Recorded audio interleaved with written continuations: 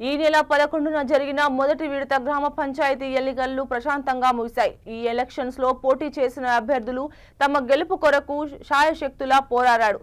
ఈ ప్రయత్నంలో అభ్యర్థులు ఎన్నో అడ్డదారులు తొక్కారు. ఓటర్లను ప్రభావితం చేసేందుకు మందు, డబ్బులు, చీరలు ఇంకా పోటాపోటీగా శతవిధాల ప్రయత్నాలు చేశారు.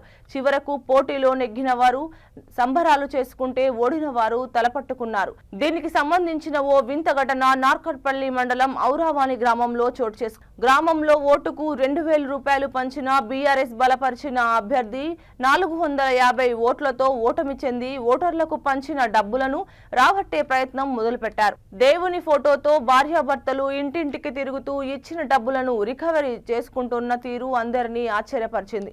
డబ్బులు తిరిగి ఇవ్వాలని దంపతులు గ్రామస్తులతో వాగ్వాదానికి దిగుతున్నారు.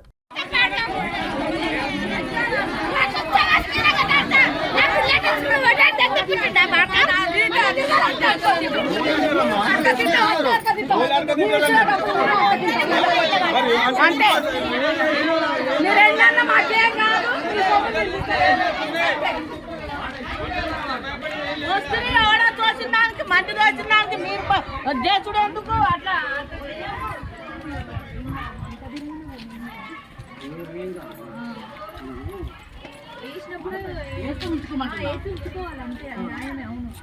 ఉంచుకొని అయినప్పుడు మా పైసలు మాకు